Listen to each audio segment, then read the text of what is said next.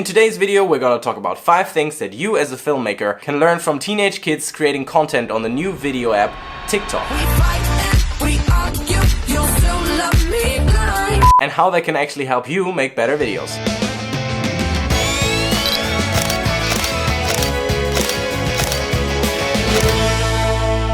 Hey everybody and welcome to the channel. If you're new here, my name is Florian, I'm a video creator from Germany, and today we're gonna talk about the video app TikTok. So if you have no idea what that is, I'm gonna explain in a second, just for you to know that in the last few weeks it's been a hugely discussed topic here on YouTube. There's a lot of controversy around the app, but today we're not gonna look at any of this. We're just gonna look at the content that some of the kids are producing there from a filmmaker or editor point of view, because I think there's a lot to see there that could change the way we're making videos in the next 5 to 10 years. So I think it's gonna be very valuable for you to know about that. But let's get one step back. If you have no idea what TikTok actually is or what it's all about, then let's look at this quick explanation from Colin and Samir, who made a very good video about the topic. We are talking about social media video app TikTok. TikTok is like the social media Frankenstein of apps. TikTok is the latest social media craze to sweep the internet. The app and its users are receiving a lot of criticism right now on YouTube. We tried TikTok recently for the first time, and we wanted to hate it, but we found that it's an incredible tool for creativity and storytelling. But as I said, we're not gonna look at any of the controversy. We're just gonna look at it from a pure video creation standpoint. And I actually took a few clips from there that I'm gonna show you in a second that made me come up with the 5 things that I wanna share with you in today's video. Let's get right into it. So the very first thing that I took away from watching some of the TikTok videos is to make faster cuts. On TikTok, for any upload, you have maximum 15 seconds to work with. And if I think back of the first videos that I as a beginner filmmaker made, as well as the videos that I often see now in Facebook groups where I'm giving feedback on videos, is that beginners often make their cuts way too long, and what you can tell in a 3-minute video could easily be put in 50 to 60 seconds. I remember how it was for me. In the beginning, I wanted to use at least every shot that I took, and I also thought it would have to be like 1 or 2, 3 seconds long, so that people actually have enough time to see how good the shot was. You might recognize yourself, but in the end, I personally very often realize with many of my videos that the cuts are simply too slow, which makes people either skim through the video or watch it on double speed, which is in the end not the intention that you should have as a filmmaker. So to make that a little clearer, I want to show you 2 examples of very, very fast edits that I found on TikTok, which are very common there actually. So let's go over to the computer and look at it in Premiere Pro. And the clips that I'm going to show you in the rest of the video are mainly, I think, from one boy and one girl that are actually pretty big on TikTok. So when 2 days ago I watched a few TikTok compilations, those were the ones that stood out to me and I think serve very well as an example for the points that I'm trying to make in this video. Let's look at those.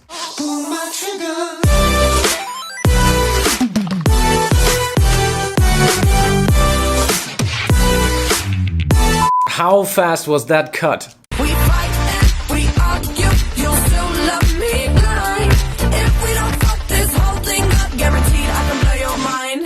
And tonight I'm alive. When I see something that is cut that fast, I get totally flashed simply because it's so fast. You cannot help but keep watching it. It draws you in. And that's exactly why we're looking at this, because especially as a beginner filmmaker where the quality of your video might not be the very, very best because you cannot afford the very, very best equipment or don't know properly how to use it, there's a surefire way to make your videos more interesting is by cutting them way faster, like in these 2 examples. And I actually counted the clips, and each of those are roughly about 20 clips in about 8 or 9 seconds of video. That means each clip is not even half a second long, which is pretty darn fast. And the only filmmaker that I personally watch who's doing something similar is a guy by the name of JR Alli. I link some of his videos down below. Other than that, I think you very rarely see something that is cut that fast on YouTube. While of course in the end it's always up to your video style or your personal preference if you want to cut that fast or not, it definitely increases the likelihood that people are going to be drawn into your videos simply because our brains simply cannot follow so quickly, which makes it very interesting and engaging to watch. And that actually leads us right into the second point that you can learn, and that is to focus on learning new in-camera transitions.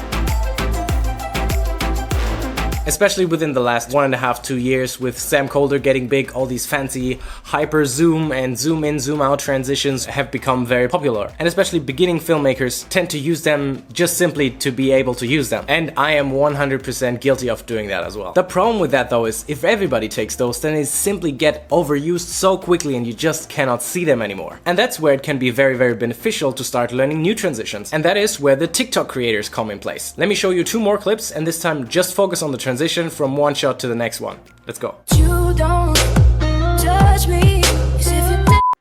We come now, now, now, now. There's beauty in our unity. We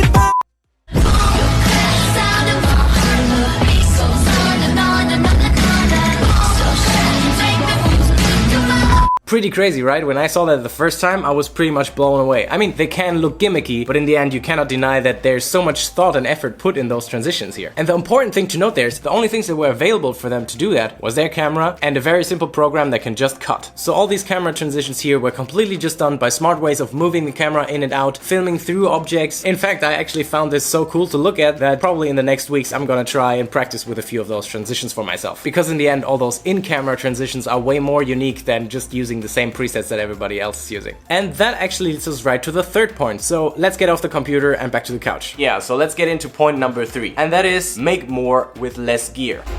Especially now, it's the time before Christmas. Anyone who's fancy about cameras, that's where the gear lust is peaking. You want to have that 4K camera or that new gimbal or that new drone. This is what many of us obsess about and then start buying expensive gear for a whole lot of money. And then you look at content like the one that teens are creating on TikTok, and then you realize that they use nothing else but the phone, a free app, and a lot of thought. And Colin and Samir said something very interesting about that. We found that it's an incredible tool for creativity and storytelling. And that's because of the constraints. When you constrain your thoughts, that's when you ultimately see a lot of innovation happen. TikTok is like training wheels for content creation. If it's easier for you to post, then you're probably gonna post more often. If you post more often, you're gonna really start to grow that creative muscle and just get better at what you're doing on the app. Like if you're just starting, that's huge. And that, after thinking about it for a while, was the most fascinating part for me. I mean, if you just think about how much time, effort, and gear it takes to create a YouTube video, it can become rather tedious and complicated. So if you put more effort into a video, a timeline can look like this. That was from a recent video that I edited, and if you just look at it, you'll probably realize how long it can actually take to put that together and how complicated it can become. And then again, none of that you can do in TikTok. You have only your phone as a camera and you have a very, very rudimental video editing program. And if you think about that now, how often have you heard any of the big photographers, videographers that you look up to hear something like, sometimes they go out with one camera and one lens because then you need to figure it out on the spot what to do with it, and it challenges your creativity. And that's exactly that point. The less gear you have, the more thought you need to put into it, and most often the better the videos become. And then afterwards, if you trained yourself thinking creatively, then with more gear you can always fix the quality problem. But money can't fix the lack of creativity in any videos. If you think about what Colin Samir said, it's training wheels for content creation, and then think about that some of those kids will soon pick up their first real camera and then start editing videos. Oh boy, there's gonna be a lot of competition in the video space coming in the next 5 to 10 years. And that directly leads me to point number 4.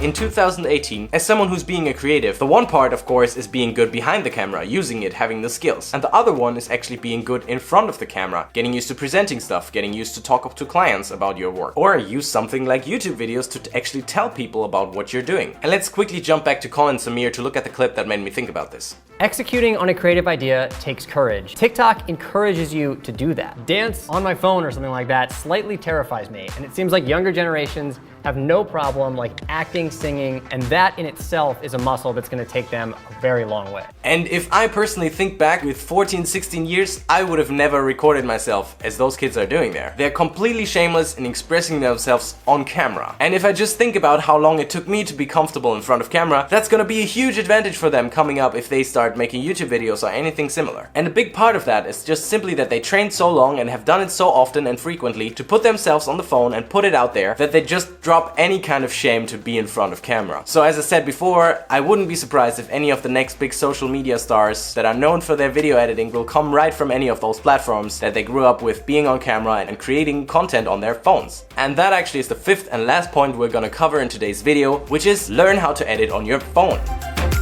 And that actually is a very, very interesting topic that I've been thinking about quite a lot this year. Because for me personally, during this year I tried out vlogging for the first time, and what you quickly realize if you want to create a lot of YouTube content regularly, then you try to edit wherever you can. The problem though is that if you want to do that on a bus, on a train, in the plane, sometimes there's just not enough space, or simply you run out of battery in your laptop, and then it will be such a game changer if you could just pop out your phone and start editing videos on there. There's a big trend that shifts video from being landscape to vertical, and that could totally change the way we look at as well as the way we edit videos within the next few years from now. So especially that editing on the phone is one of the things that I'm most curious about at the moment, because in the end I think this would be a very, very important skill to learn, and it's a train that we shouldn't miss just because we're comfortable with the current way we're doing it with our bigger cameras, an expensive laptop, and an editing software. Because we don't know what the world of filmmaking is going to look like in 5 to 10 years. Everything is moving to vertical and onto your phone. As much as we're holding on to Adobe Premiere and After Effects, the reality is in 10, 15 years, they may not even matter. You don't really see people cutting and taping their film together right now to edit a video. That's how people did it before the computer. And that wasn't that long ago. Learn how to edit on your phone.